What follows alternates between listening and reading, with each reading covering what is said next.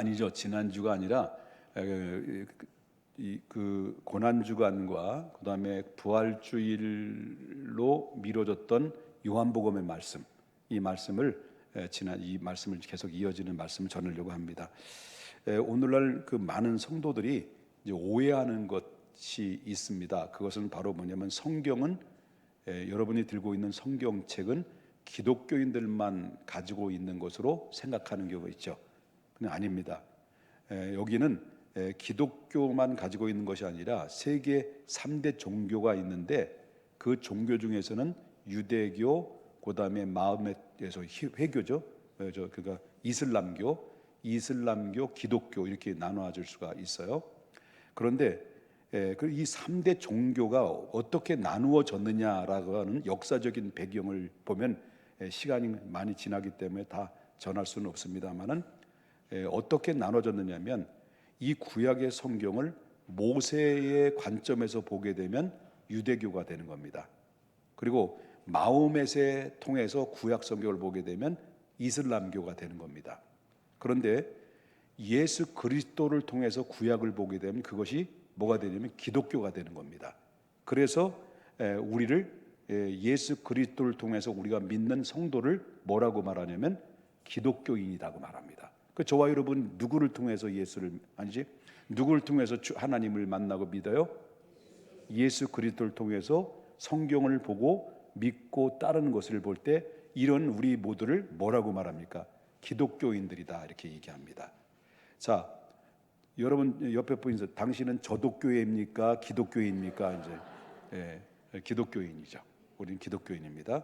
자, 그렇다면 우리 기독교인의 믿음의 사람들은 누구를 통해서 구약 성경을 보게 되느냐라는 건데 잘 알잖아요. 우리가 누구를 통해서 이 구약 성경을 보냐면 예수 그리스도를 통해서 구약을 보는 성도들입니다. 그래서 우리를 다시 아까도 말했지만 그래서 우리를 어떤 사람이라고 표현하죠? 기독교인이다라고 표현을 하죠. 자, 기독교의 핵심이 뭘까요? 기독교의 핵심은 예수 그리스도가 하나님의 아들이라고 하는 것을 믿는 것이 기독교의 핵심입니다. 우리는 그는 이 하나님의 아들을 통해서 누구를 만나냐면 하나님을 만나는 겁니다. 그리고 하나님의 아들을 통해서 우리는 하나님께 나와 예배를 드리는데 우리는 기도할 때는 누구를 통해서 기도를 하죠? 하나님의 아들 예수 그리스도를 통해서 기도를 합니다. 하나님의 아들 예수 그리스도를 통해서 우리는 찬양을 합니다. 하나님 아들 예수 그리스도 통해서 하나님은 영이시니 예배하는 자가 영과 진리로 예배한다는데 여기서 영과 진리라고 하는 것은 영은 누구입니까? 성령이고 진리는 누구입니까? 아들 대신 예수님이죠. 그래서 예수님의 이름으로 하나님 아버지께 예배로 나가서 드리는 것이 예배인데 무엇이든지 예배를 통하지 않고 다시 하나님의 아들 대신 예수님을 통하지 않고는 아버지께로 나갈 수가 없다라고 하는 것을 보게 된다라고 하는 겁니다. 여러분 지난번에 우리가 주일날 말씀을 들었던 분들 다 기억이 되실 겁니다. 예수님께서 안식일날 베데스다에 갔을 때 그 베데스다의 연못가에 수많은 병자들을 봤는데 유독이 예수님께서는 누구에게 다가갔죠? 38년 된 환자에게 찾아갔습니다. 그래서 내 자리를 들고 일어나 걸어가라 라고 명령했을 때 그 예수님의 그 명령의 말씀 앞에 그 38년 만에 이 환자가 그 말씀을 믿고 몸을 바들바들 떨면서 그 자리에서 일어나게 됐습니다. 그리고 그는 너무 기뻤습니다. 그리고 예수님이 하니까 내 자리 들고 걸어가라 라고 할 때 자기가 누웠던 그 침실이 있지 않습니까? 그거를 들고 이동을 하게 되는 이런 상황에 대해서 바로 지난번에 말씀을 통해서 은혜를 나눴죠. 자, 그렇다면 이 광경들을 목격한 자들이 많았을까요? 없을까요? 엄청나게 많았죠. 거기에는 많은 환자들도 목격을 했었고 그 안에 베데스다 연못가의 근처에는 거기는 유대인들도 많이 있었을 겁니다. 그리고 유대 종교 지도자들도 막 있을 거라고 생각합니다. 그런 이런 상황을 목격했던 유대인들의 입장에서 볼 때 예수님께서 안식일 날 바로 38년 된 병자를 고친 상황을 이들은 어떻게 봤을까라는 겁니다. 예수님이 하는 이 행위에 대해서. 그 안식일 날, 그것도 안식일 날 38년 만에 병을 고쳤단 말이에요. 자, 그러면 이들은 이 유대인들을 보게 되면, 유대인들의 역사적으로 보면 유대인 그러면 생각나는 게 있잖아요. 안식일. 자, 유대인 안식일 그러면 속된 말로 그들이 안식일 그러면 환장을 해요. 환장을 해. 아니, 안식일을 생명처럼 지키는 사람들이 누구냐? 목숨처럼 지키는 사람이 안식이래요. 우리도 그걸 봄 좀 받아야 돼. 여러분들도 주일날을 뭘로 지켜야 돼? 어떻게 지켜야 되겠어? 생명, 목숨 걸고 지켜야 되는데, 여러분 우리는 어때요? 야, 벚꽃 구경하자 그러면, 여러분 벚꽃 구경 간 사람 여기 5명이 있어요 지금.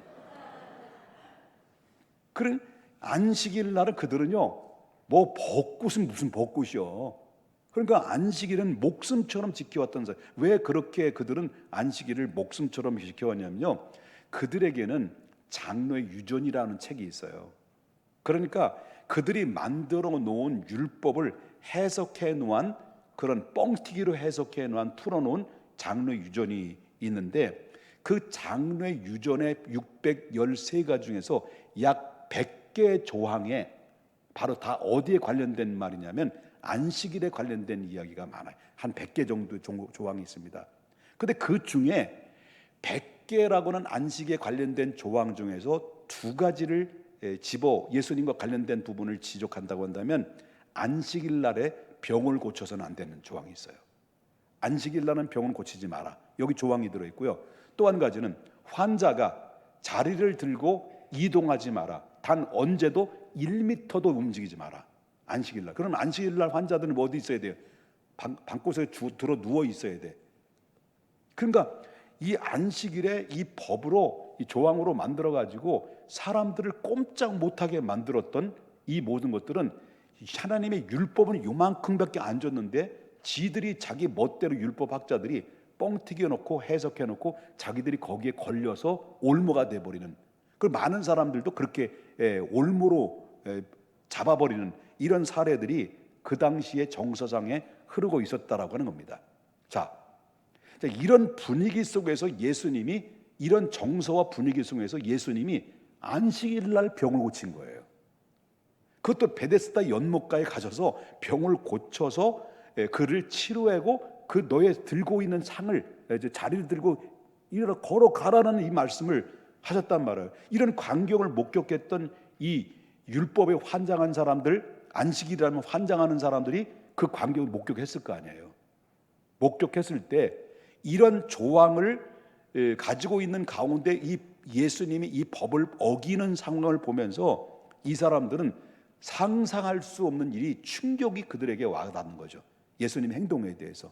그러면 예수님께서는 그들이 그렇게 생명처럼 지키고 있는, 생각하고 있는 안식일에 대한 율법 조항에 대해서 예수님은 모르고 안식일 날 이 환자를 고쳤을까요?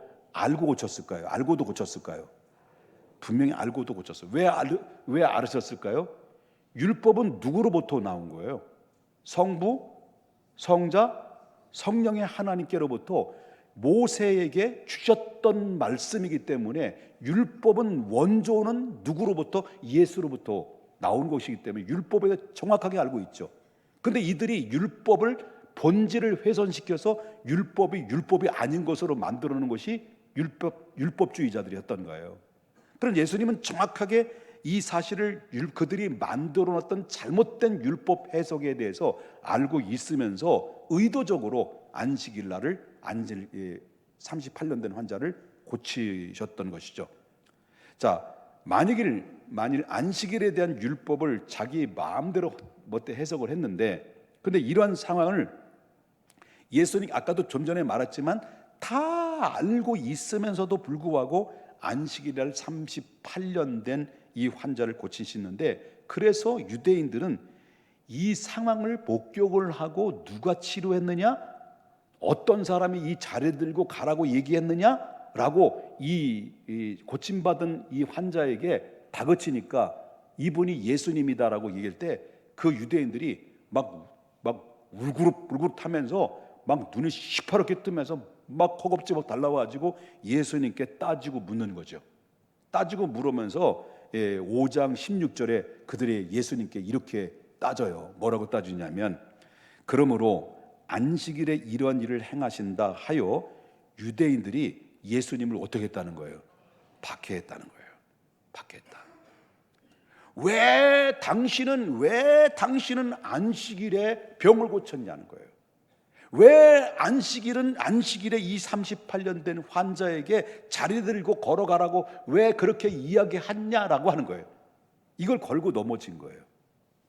그러니까 이 주님이 이 말씀을, 이들의 말을 듣고 따지고 물을 때 주님께서는 그들에게 뭐라고 답변하셨느냐? 17절 보겠습니다. 뭐라고 답변했어요? 예수께서 그들에게 이르시되 아버지께서 이제까지 일하시니 나도 일하신다. 그 아버지께서 일하시니 나도 일한다는 말씀을 어디서 많이 들었던 얘기죠? 못 들어보셨어요? 제가 지난 이 고난주간 전에 이 제목인데 설교했는데 더 이상 얘기 안 해도 되겠죠? 더 듣고 싶어? 시간이 많이 가는데 이러네. 자, 그러면 여기에서 이 말은 무슨 말이냐면 누가복음에서 예수님 이런 사실에 대해서 이렇게 얘기를 해요. 안식일에 있었던 일이죠. 뭐라고 하냐면 누가복음 6장 9절 보겠습니다. 예수님이 그들에게 뭐라고 말하는지. 예수께서 그들에게 이르시되 내가 너에게 이제 묻자, 한번 물어보자. 그러면서 예수님이 그 율법주의자들에게 뭐라고 질문해요? 안식일에 선을 행하는 것과 뭐 하는 것과 악을 행하는 것과 그다음에 안식일에 생명을 구하는 것과 생명을 그대로 놓고 죽이는 것과 그 어느 것이 너는 옳다고 생각하느냐라고 하는 거예요. 그리고 여러분들이 일반적 상식으로 볼 때는 안식일에 선을 행하는 게 더 나아요? 악한 일을 하는 게 더 나아요? 너무 쉽죠? 그다음에 안식일에 사람을 살리는 게 나아요? 안식일에 사람을 죽이는 게 나아요? 그렇지. 여러분들 그렇게 대답하죠. 그리고 여러분 율법주의자 입장으로 볼 때는 예수님의 질문 앞에 그렇게 할 수밖에 없는 질문을 예수님이 쿡 찔러버린 거죠. 그때 할 말이 없는 거죠, 그들이. 그죠? 예수님이 얼마나 지혜로우신 분이에요. 하나님 아들의 입장에서 볼 때.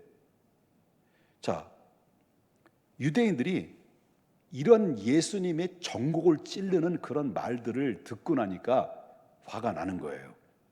예수님이 너무 미워. 너무 미운 거야. 얄미운 거예요. 그래가지고 예수님께서 이제 그렇게 이들이 그 예수님 말씀을 듣고 반응이 뭐냐면 그래요? 우리가 잘못 생각했네요. 우리가 여태까지 잘못 알고 있었네요. 예수님 이제 마음대로 안식일 날 병을 고치세요. 이렇게 얘기했을까요? 아니지. 그렇게 얘기 안 했어. 자, 5장 18절 보겠습니다. 뭐라고 말합니까? 18절에 유대인들이 이로 말미암아 예수님을 뭐라고 그런 거예요? 예수님을 죽이려고 했단 말이에요. 그 이유가 뭐냐고 말할 때 첫 번째는 안식일을 범했다는 거예요. 그런데 두 번째는 자기가 친아버지다라고 친아들, 하나님의 아들이라고 해서 신성 모독을 했다. 그럼 그때 당시 예수님이 하나님의 아들이라고 표현하는 것은 하나님과 예수님은 본체다, 동일하신 분이다라는 것을 표현하는 것을 하나님의 아들이라고 표현하는 거예요. 원어상으로 볼 때는 그렇다는 거예요. 그러니까 이들의 입장에서 볼 때는 안식일을 범한 데다가 바로 예수님이 하나님의 아들이라니까 하나님과 동일한 분으로 신성 모독을 했다라고 해서 그들은 그때부터 열이 뻗친 거예요. 그래가지고 예수님만 가는 곳마다 이들은 3년 내내 따라다녔어요. 유대인들이 3년 동안 십자가에 돌아가실 때까지 내내 따라다니면서 예수님께서 어떤 부분을 흠잡아서 죽일 기회를 찾을까라고 유대인들은 예수님을 죽이기 위해서 바로 졸졸졸 따라다니면서 생명의 위협을 했다는 거예요. 여기서 우리 주목할 만한 게 있습니다. 주목해 볼 만한 중요한 사실이 있는데, 예수님은 3년 내내 이들이 괴롭힘을 당하고 핍박을 받아가면서도 예수님은 굽히지 않았던 그 선포적 말씀을 하셨어요. 굽히지 않았던 선포적 말씀이 뭘까요? 나는 하나님의 아들이다. 이 말씀에 대해서는 절대로 막 핍박이 오고 죽을 위협이 찾아와도 나는 하나님의 아들이다라는 말씀에 대해서 그들의 요구에 절대로 굽히지 않았고, 하나님 계속해서 나는 하나님의 아들이다라고 말합니다. 여러분 오늘 본문에 읽어서 본문 쭉 읽었잖아요. 본문에 쭉 19장부터 29절까지 여러분 쭉 읽으면서 뭘 느꼈습니까? 자주 등장하는 용어가 나오죠. 아버지. 아버지가 일하시니. 아버지. 집에서 한번 찾아, 지금 찾지 말고요. 집에서 오늘 본문 10절입니다. 10절의 구절 안에서 아버지라는 이 단어가 몇 번이나 나오나. 그럼 아버지가 하나님은 자기는 뭐예요? 예수님 아들이잖아요. 이 아들에 관련된 이 부분에 대해서 예수님은 엄청나게 언급을 했는데, 언제까지 아들에 대해서 굽히지 않았냐면 십자가 위에 돌아가시던 십자가 위의 상에서도 예수님께서는 아버지라고 부릅니다. 아버지. 그러면서 당신이 하나님의 아들이다라는 말인데, 여러분 누가복음 23장 46절에 보니까 예수께서 이 십자가상에서 가장 치론 중에서 마지막 말씀을 하고 숨을 거두시기 직전에 하신 말씀이에요. 예수께서 큰 소리로 불러 이르되 아버지여라는, 아버지요. 뭐요? 아버지여. 그리고 뭐라고 말합니까? 내 영혼을 또 아버지 손에 부탁하나이다. 그럼 예수는 십자가상에서도 하나님을 아버지라고 부르고 하나님의 아들이라고 이 얘기를 고백을 해요. 그래서 숨을 쉬셨습니다. 자, 그렇다면 자, 예수님이 자신이 하나님의 아들이라는 사실과, 그리고 십자가상에서 끝까지 자기 자신이 하나님의 아들이라는 사실을 이렇게 표현하신 이유가 뭐냐는 거예요. 그 이유가 뭘까? 그 이유는 저와 여러분을 포함한 모든 인류는 하나님의 아들을 통해서만이 하나님을 만날 수 있는 유일 통로이기 때문에 그렇다는 거예요. 하나님을 만날 수 있는 유일한 통로는 누구를 통해서만이 되냐면 하나님의 아들을 통해서만이 구원받을 수 있고, 하나님의 아들을 통해서만이 하나님을 만날 수 있고, 하나님의 아들을 통해서만이 하나님의 영적 교통이, 유기적인 관계가 이루어지게 된다. 아멘. 그래서 예수님이 당신을 향해서 당신의 정체에 대해서 얘기해줘요. 뭐라고 말합니까? 요한복음 16장 4절에 아주 유명한, 너무나 잘 아는 말씀인데, 예수께서 이르시되 내가 곧 길이요 진리요 생명이니, 아들 되는 나를 통해서 나로 말미암지 않고는 또 뭐라고 나와요? 아버지라는 말이 나와요. 그럼 예수님 누구의 아들이에요? 하나님의 아들인 것처럼. 그러니까 이 말을 바꿔서 말한다면 예수께서 이르시되 내가 곧 길이요 진리요 생명이니, 이 아들을 통하지 않고는 아버지께로 올 자가 하나도 없다. 아들을 통해서만이 구원받을 수 있고 아버지를 통해서만이 천국 갈 수 있다.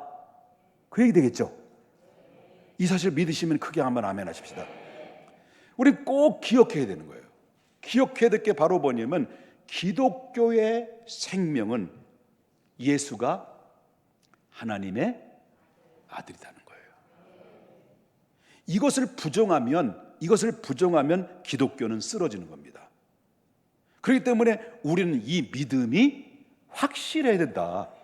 이 믿음이 확실하지 않으면 안 된다라는 겁니다. 그래서 예수님은 하나님이 보내신 하나님의 아들이다. 예수님은 하나님의 아들로서 이 세상에 오셨다. 예수님은 하나님의 아들로서 이 세상을 구원하시기 위해서 오셨다고 하는 이 사실 때문에 예수님은 누가 뭐라고 해도 예수님은 하나님의 아들이라는 사실에 대해서 양보하지 않고 끝까지 하나님의 아들로 십자가상에서 바로 인류를 위해서 대속에 피 흘려 죽어주신 것입니다. 여러분, 이 사실은 우리가 이 말씀을 듣고도 믿어지도 않고 믿지도 않는 분도 있어요. 여기 계시면 3분 정도 계셔. 그렇게도 설명을 했는데도 못 알아들어. 그러나 이런 사람들을 향해서 왼수라고 생각해. 왼수. 이 왼수야 라는. 언제까지 못 믿을래? 누구도 믿는데 귀신도 믿어. 마귀도요. 하나님이 예수님이 하나님의 아들을 믿어. 믿는 게 알아. 믿으면 구원받는 거라. 뭘 보면 아냐면요. 자, 예수님께서 만 30이 딱 됐을 때 공생애가 시작됐잖아. 그래서 세례 요한에게 찾아가서 뭘 받았어? 세례 받았어. 세례 받는 그 광경이 어떤 광경이었을까? 하늘에서 뭐처럼? 비둘기 형상이 그 위에 머물었어요. 성령이 비둘기처럼 그 안에 머물었어요. 그러면서 하늘 문이 열려지면서 우렁찬 소리, 하나님의 소리가 우레와 같이 쏟아졌어요. 그러면서 무슨 말씀이 나와요? 이는 내 사랑하는, 내 기뻐하는 아들이라고 하나님이 선포했잖아. 누굴 향해서? 예수를 향해서. 근데 이 음성을 누가 들었을까? 세례 요한뿐만 아니라 그의 제자, 그 세례를 받으러 온 사람들이 다 누구의 음성을 들은 거예요? 이는 내 기뻐하는 사랑하는 아들이라는 음성을 다 들었던 거예요. 그리고 나서 곧바로 예수님은 어디로 갔을까? 광야로 들어가요. 광야에서 40일 동안 금식을 해요. 공생의 시작을 위해서. 40일 동안 금식을 했을 때 금식이 끝날 가장 힘들고 가장 어렵고 지쳐 있는 상태 속에 누가 찾아왔어요? 마귀가 찾아온 거예요. 마귀가 찾아와서 그 예수님께 찾아온 그 마귀의 첫 마디에 꺼낸 이야기가 말이 뭔 줄 아세요? 자, 마태복음 4장 3절을 보겠습니다. 어떤 시험하는 놈이 왔어요. 그 시험하는 놈이 누구예요? 마귀죠. 마귀가 예수님 앞에 왔어요. 그리고 첫 마디가 뭐예요? 내가 만일 하나님의 아들이든. 야, 교묘한 그 질문을 던지잖아요. 내가 만일 하나님의 아들이거든은 말은 창세기에 나오는 말씀과 비슷하잖아. 아담에게, 하와에게 내가 하나님이 너에게 선악과를 따먹지 말라고 하시더냐? 라는 것처럼 둘째 아담으로 오신 예수에게 거의 비슷한 질문을 예수님께 던졌던 이 마귀의 말은 그때 당시의 마귀가 그 예수 그리스도에게 찾아와서 예수님을 무너뜨리는데 뭘로 무너뜨립니까? 네가 하나님의 아들이거든 이 돌덩이를 뭘로 만들라는 거예요? 떡덩이로 만들어라. 6절 보겠습니다. 6절. 또 질문해. 뭐라고 말합니까? 이르되 내가 만일 또 뭐라고 해요? 하나님의 아들이거든 뛰어내려라. 그래서 하나님의 아들이거든 이라는 이 질문은 이 마귀도 예수 그리스도가 누구라는 것을 알고 있다는 거예요. 하나님의 아들이라는 것을 알고 있는 상태 속에서 질문한 거예요. 여러분, 이것도 여러분 못 믿을 것 같으니까 성경이 그러면 그렇다고 믿어. 예? 성경이 진리니까. 이것도 못 믿을 것 같으니 여러분 뭐라고 하면 귀신들이 나와. 귀신들. 이 귀신들이 예수님께 찾아왔어요. 이 말씀이 어떤 말씀이냐면 마태복음 8장 28절부터 좀 보겠습니다. 여기 보면 두 사람이 있어. 어디에? 공동 묘지에 두 사람이 밤이 맞도록 거기서 그 안에 살아. 두 사람이 왜 살았을까? 두 사람이 귀신이 들어갔어요. 귀신. 자, 귀신 들린 두 사람이 무덤 사이에서 막 둘이 사는 거예요. 사는데 이 귀신 들린 이 두 사람이 귀신이 들어가니까 자기 통제가 안 되잖아. 그래 너무 싸나운 거예요. 귀신이 10마리가 들어왔으면 괜찮은데 굉장히 많은 귀신이 들어간 거예요. 그러니까 너무 싸나우니까 이 통제가 안 되니까 막 몸을 핥히고 웃다가, 그래서 그 안에 길을 지나가는데 단 한 사람도 지나가지 못해. 왜? 너무 싸나워서 해코지를 하는 거예요. 그런데 예수님이 그 길을 걸은 거예요. 그 걸어갔을 때 좀 보십시다. 예수를 만났다는 거. 이들이 어떤 사람들이? 귀신 들린 두 사람이 예수를 만나가지고 29절 보겠습니다. 29절에 이에 그들이 소리를 지렀단 말이에요. 예수님 뭐 깜짝 놀란 거예요. 어머! 깜짝 놀란 거예요. 깜짝 놀란 거예요. 예수님이 지나니까. 왜? 누가 지나가겠대? 하나님의 아들이 지나가니까 깜짝 놀라가지고, 그러면서 그들이, 이 귀신들이 그들의 입에서 예수 그리스도를 누구라고 말해요? 하나님의 아들이요! 이랬다는 거예요. 리얼하게. 난 지금 광대야.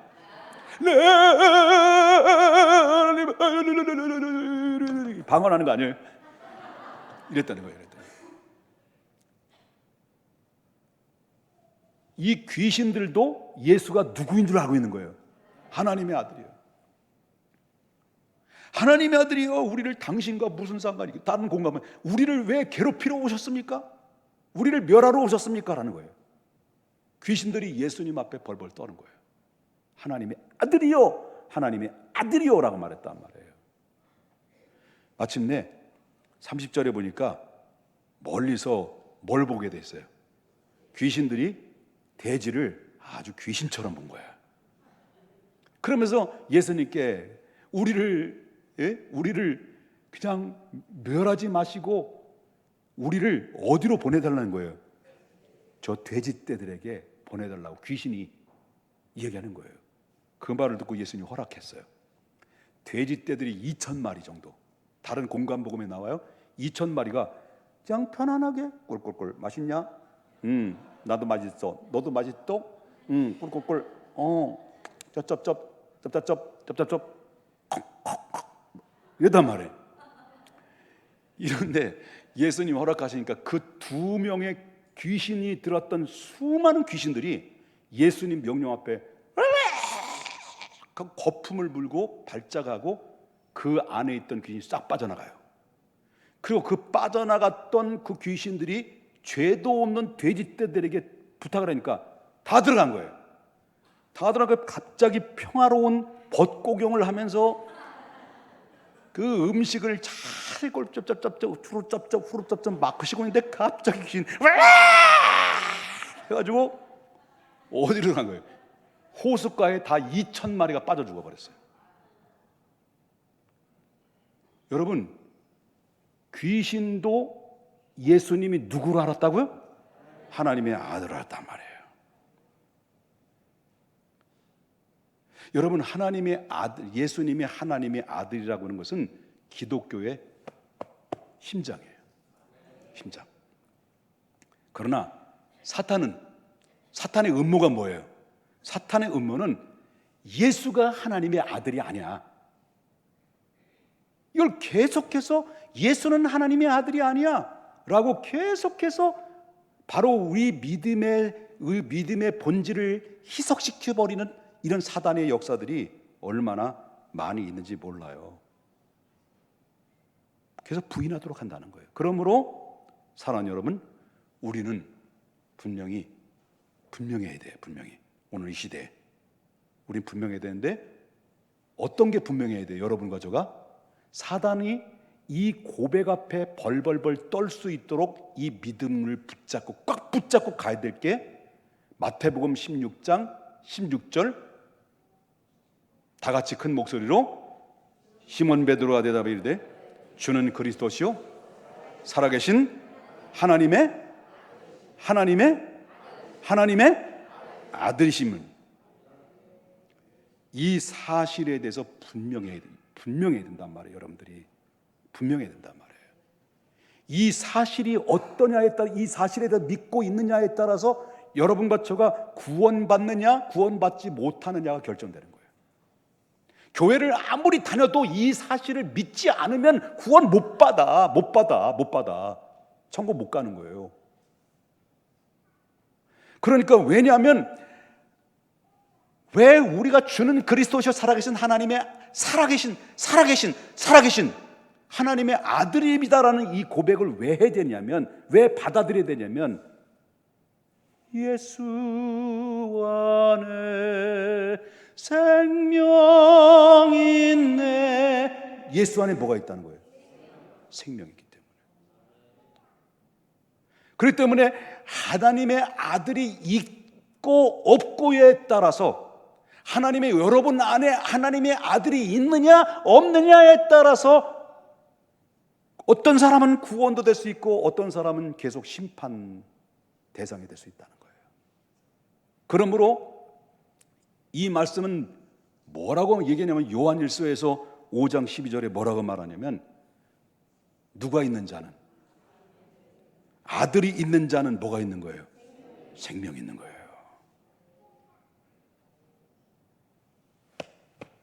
여러분 안에 아들이 있습니까? 하나님의 아들. 아들이 있는 자는 생명이 있고, 아들이 그 대신 없는 자는 뭐가 없는 거예요? 생명이 없는 거예요. 요한복음 5장 24절 다시 본문에 들어가서 뭐라고 말하냐면, 그러므로 내가 진실이에요. 이거는 정말 잘 들어라. 너무너무 중요하다. 이 두 번 강조하는 것은 진실로 너에게 이르노니, 내 말을 듣고 나를 보내실 이를 믿는 자는 영생을 얻을 거라고 그랬습니까? 이미 얻은 겁니까? 얻었고, 심판에 이르지 않으니 사망에서 생명으로 옮겨졌느니라. 내 안에 계신 예수 그리스도를 나의 구주로 믿고 받아들인 사람들은 이미 내 안에, 이미 앞으로 구원 받을 게 아니고 이미 구원 받은 자가 된 거예요. 내 상경과 내가 어떻게 하느냐에 따라서 구원이 나갔다 들어갔다. 뭐 귀신이요? 그런 귀신 신나라 까먹는 소리 좀 하지 말고, 여러분, 진실로 너에게 이르노니 내 말을 듣고 나를 보내신 이를 믿는 자는 영생을 얻었고 심판에 이르지 않은 사망의 생명으로 이미 옮겨졌어요. 하나님께 박수합시다.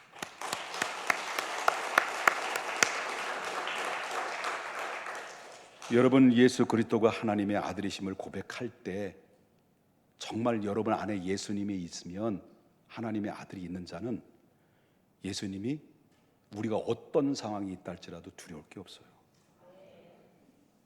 오늘 밤 이 세상에 떠난다 하더라도, 혹시라도 또 어떤 분들은 빨리 가고 싶다고 하는 분들도 있어요. 이 말 들으면 떠나더라도요, 우리 두려울 게 없어요. 우린 천국에서 눈을 뜨는 거야. 근데 예수님은 뭐라고 말씀하시냐면, 곧 오신대.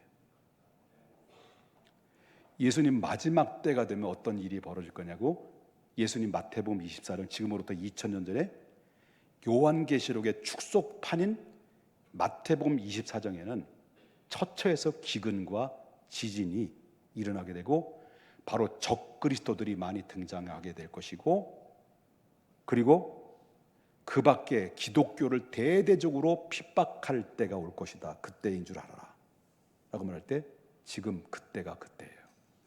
예수님 말씀하셨대. 차별금지법 문의는 좋지만 그 안에 특별 조항이 있는데, 성 정체에 대해서, 여기에 대해서 남자 여자를 얼마든지 자기가 필요에 따라 남자도 될 수 있고 여자도 될 수 있는 자유를 가질 권리가 있다라는 특별 조항이 있단 말이에요. 근데 그거를 기독교는 창조의 질서를 무너뜨리는 거거든. 창조의 질서를 무너뜨리면서, 그래서 기독교를 핍박하기 위한 근본적인 목적의 취지가 그 안에 있는 거예요. 기독교는 뭘 믿고 있는 거예요? 진리를 붙들고 있는 거거든. 그러면 이 진리를 무너뜨리는 거예요. 그래서 그 안에 누가 들어있느냐? 음모가 들어있는데 그것이 바로 사탄이 전 세계에 걸쳐서 좀 조직적으로 움직여서 바로 적그리스도가 되어서 대대적인 기독교를 무너뜨리는 이런 괴략들이 지금 보이지 않건데도 대대적으로 움직이고 있다는 것이 있는데, 이게 바로 마지막 날 주님이 재림하시기 직전에 있어야 될 징조라고 하는 거예요. 구름이 뜨면 비가 올 거라는 걸 알아.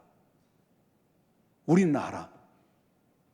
마치 이렇게 징조가 있는 것을 보면서 우리는 어떤 믿음을 가지고 있어야 되느냐 할 때, 여러분, 이건 그냥 말씀하신 게 아니란 말이에요. 만약에 주님이 오셨다, 두려워하지 말아야 할 것이, 오늘 25절 보겠습니다. 25절 진실로 진실로 너에게 이르노니 죽은 자들이 누구예요? 지금까지 예수를 믿다가 죽어서 있는 자들, 몸은 땅속에 흙이 되고 먼지가 되고 영혼은 낙원에 가 있는 자들, 그죠?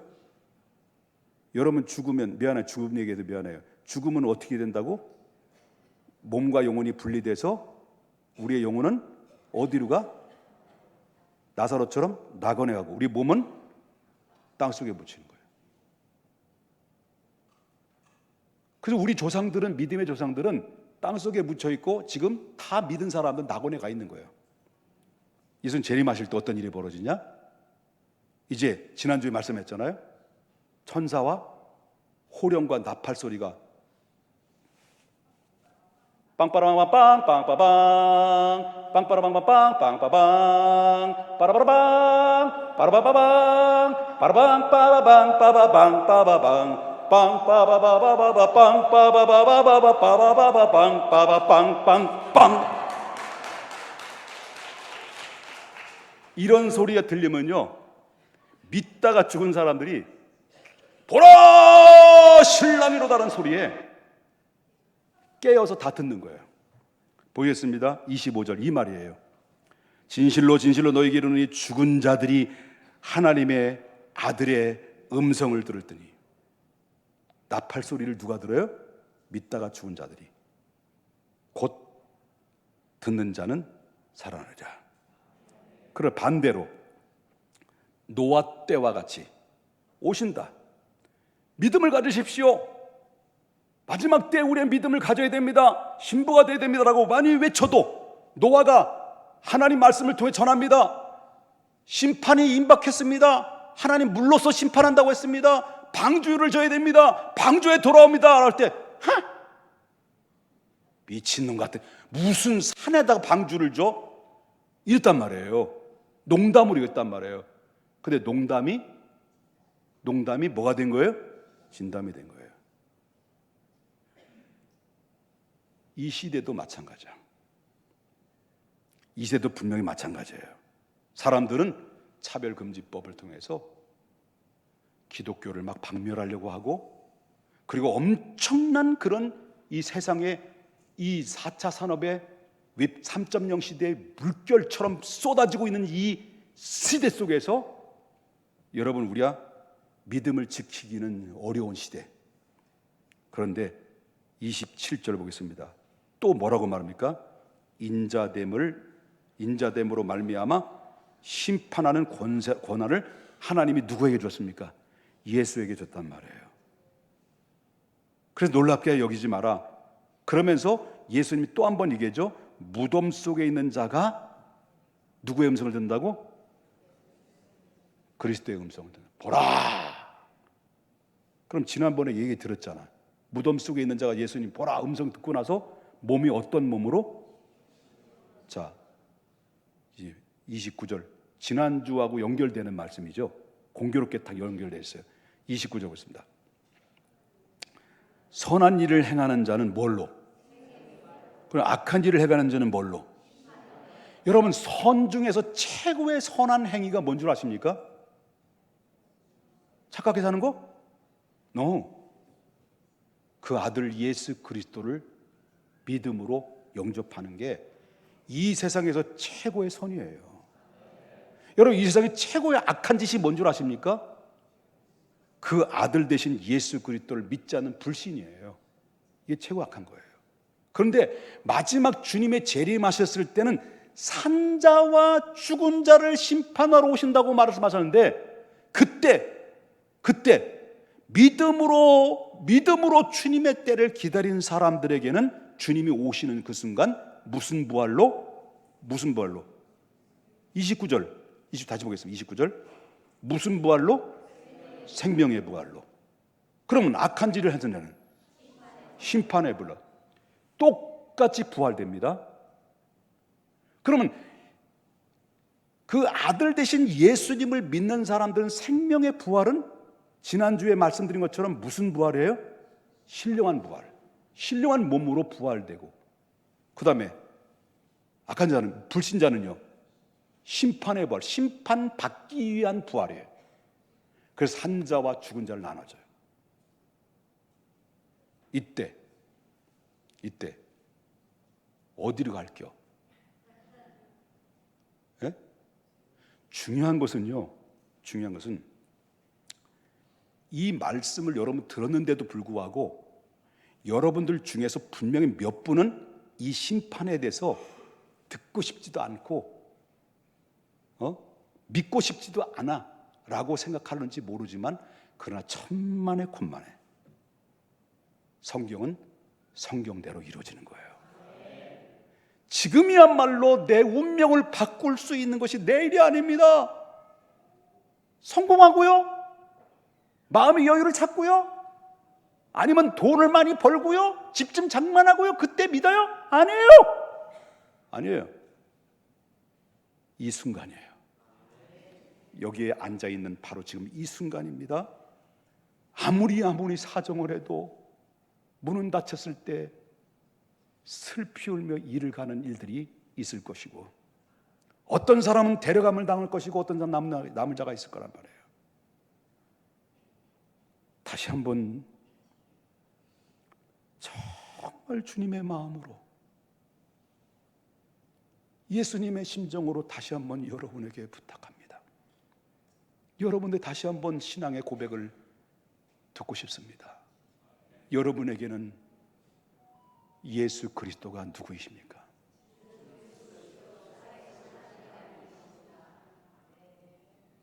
정말 그러신가요? 그렇다면 우리는 감사해야 돼요. 왜 감사해야 되냐면, 그렇게 고백하신 이후에 예수님이 뭐라고 그랬습니까? 마태복음 16장 17절 다 같이 읽겠습니다. 예수께서 대답하여 이르시되 바요나 시몬아, 내가 복이 있다. 이가 내게 알게 하니 이는 혈육이 아니요 하늘에 계신 내 아버지시라. 은혜 아니면 안 되는 거야. 에베소 2장 8절입니다. 믿음이 먼저 나와요? 뭐가 나와요? 은혜가 먼저 나와요. 그래서 그 은혜로 인하여 믿음으로 말미암아 우리가 뭐 된 거예요? 구원 얻었으니 이것은 너에게 난 것이 아니요 하나님의 선물이다. 모든 것이 은혜, 다 같이 은혜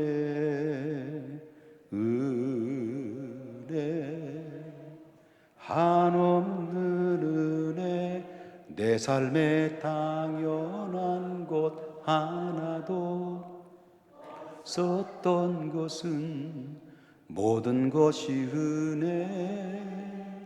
은혜요. 다시 한번 모든 것이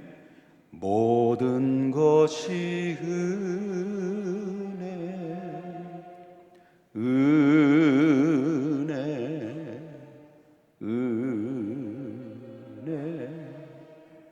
한없는 은혜, 내 삶에 당연한 것 하나도 없었던 것은 모든 것이 은혜였소. 거룩하신 하나님,